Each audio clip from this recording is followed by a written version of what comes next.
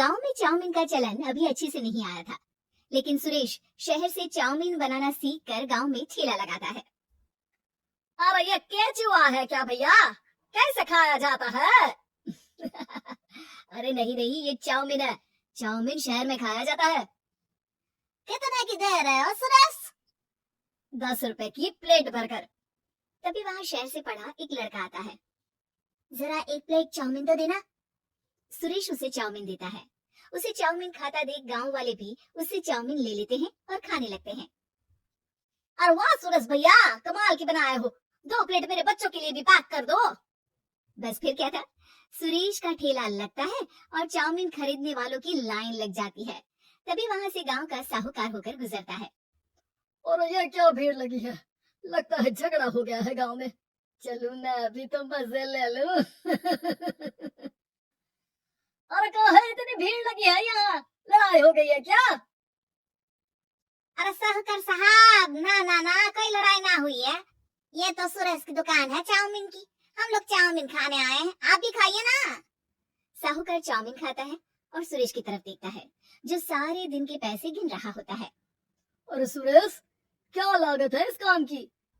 अरे साहूकार जी, आप अब आए तो ये पूरे 10,000 रुपए ले जाइए, जो पिछले साल शहर जाने से पहले आपसे लिए थे ना।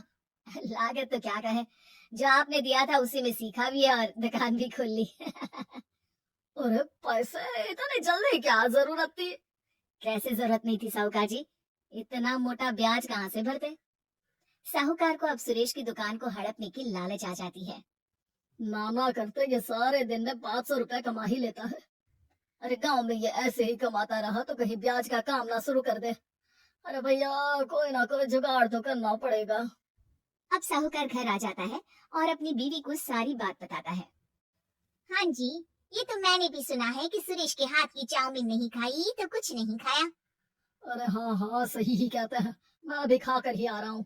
अरे भाग्यवान है, कितना अच्छा हो ना अगर वो पैसा हम लोगों को मिल जाए। क्यों है? हाँ, वो तो है, लेकिन कैसे? हम लोगों को तो चाउमीन बनाना आता ही नहीं है। साहूकार और उसकी बीवी अब रोज चुपके से सुरेश के घर जाते हैं और खिड़की से उसे चाउमीन बनाते देखते। अब क्या था, दोनों को चाउमीन बनाना आ जाता है। फिर एक रोज, और सुरेंद्र, तुझे साहूकारनी ने बुलाया था। बोल रही थी कि बेटे के जन्मदिन में 10 किलो चाउमीन का ऑर्डर देना है, बना दोगे ना? अरे हाँ साहूकार जी, मैं जरूर बना दूंगा। कब देना है घर में 10 किलो चाउमीन? अरे वो तो तू घर आकर बता कर लेना, मैं नहीं बता पाऊंगा। ठीक है, शाम को काम निपटा कर आ जाता हूँ। सुरेश साहूकार के घर जाता है, लेकिन वहाँ मियाँ बीवी मिलकर उसे बंधक बना लेते हैं। अरे मुझे क्यों बांध रखा है, मुझे छोड़ दो। आज से तेरा ठेला मैं लगाऊंगा और बहुत सारे पैसे कमाऊंगा। साहूकार एक आदमी को सुरेश की निगरानी में लगा देता है और वहां से चला जाता है। अगले दिन, अरे साहूकार जी, आप कब से चाउमीन बेचने लगे और अपना ये सुरेश कहाँ गया? और वो तो शहर गया है, उसका कोई काम निकल आया था। बोल रहा था कि जब तक वो ना आए तब तक मैं ही उसके ठेले का काम कर दूं। पैसे भी तो बहुत उधार ले रखे थे उसने। लगता है कर्जा भरने के डर से भाग गया है। अरे पर वो तो बोल रहा था कि उसने सारा कर्जा उतार दिया है, और वो क्यों भागेगा? इतना तो कमा रहा था। अरे मुझे क्या पता। अरे चाउमीन खाना है तो बोलो, नहीं तो भागो यहाँ से। अरे हाँ, दे दो। अब तो चाउमीन खाना पूरे गांव के लोगों के लिए आदत ही बन गया है। ना खाओ तो नींद ना आए। हाँ, तो लो और निकालो 50 रुपए। 50 रुपए क्यों? सुरेंद्र तो 10 रुपया में देता था।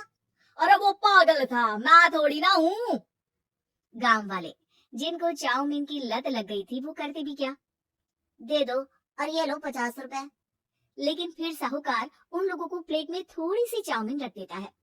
अरे ये क्या, पैसे 5 गुना ज्यादा और चाउमीन बस इतनी सी। अरे साहूकार साहब, भगवान से तो डरो।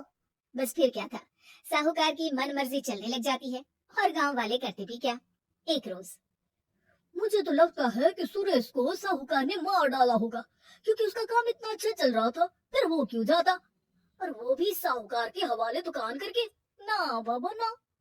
अगले रोज, भाग्यवान, देखो तो जरा, इस सुरेश भी ना कितना पागल था। जिस काम से वो ज्यादा पैसे बना सकता था, उससे इतने कम पैसे छाप रहा था। 50 रुपए प्लेट में भी गांव वाले खूब खा रहे हैं चाउमीन। हाँ जी, और जितने में वो लोगों को 10 प्लेट खिलाता था भर भर कर हम लोग उतने में 20 प्लेट बना रहे हैं, क्यों जी? वहीं सुरेश रोज भगवान से मांगता कि बस एक बार वो किसी तरह वहां से निकलने में कामयाब हो जाए, लेकिन उसकी हर कोशिश नाकामयाब होती। फिर एक दिन, अरे भाग्यवान, ऐसा कुछ करो कि चाउमीन बनाने का खर्चा आधा हो जाए, जिससे हम लोगों को और मुनाफा हो। ना जी, मुझे तो कोई तरकीब ना सूझ रही। अरे सुनो, एक काम करते हैं, चाउमीन बनाने में जो सब्जी लगती है वो मंडी में लेने तुम देर रात चली जाना। तब तक वो सारी सड़ी गली सब्जी जो दुकानदार वहीं फेंक जाते हैं वो उठाकर ले आना फ्री में। अरे वाह जी वाह, आप तो बहुत समझदार हैं जी। बीवी वैसा ही करती है, लेकिन अब लोग चाउमीन खाते तो मुंह बनाकर। फिर एक बार, अरे राम राम राम, ये पेट में दर्द काहे हो रहा है? आई, आई, आई, आई, आई। हाय रे हाय, मेरा भी पेट दर्द के मारे फटा जा रहा है। सभी को शक हो जाता है कि उन लोगों को चाउमीन खाने से ही ये बीमारी हो गई है। वहीं दूसरी तरफ जो आदमी सुरेश की निगरानी कर रहा था वो सो रहा होता है और मौका देखकर सुरेश वहां से भाग जाता है। सुरेश गांव वालों के पास जाकर उन्हें सब कुछ बता देता है। बस अब क्या था, साहूकार के घर पुलिस पहुंच जाती है। चलो, तुमने गांव के लोगों को खराब सब्जी वाली चाउमीन खिलाकर बीमार किया और सुरेश को बंधक बनाया। तुम्हें इसीलिए हम गिरफ्तार कर रहे हैं। साहूकार को पुलिस ले जाती है और फिर अगले दिन से सुरेश का ठेला गांव के बाजार में लग जाता है, जहां अब पहले से ज्यादा भीड़ होती है।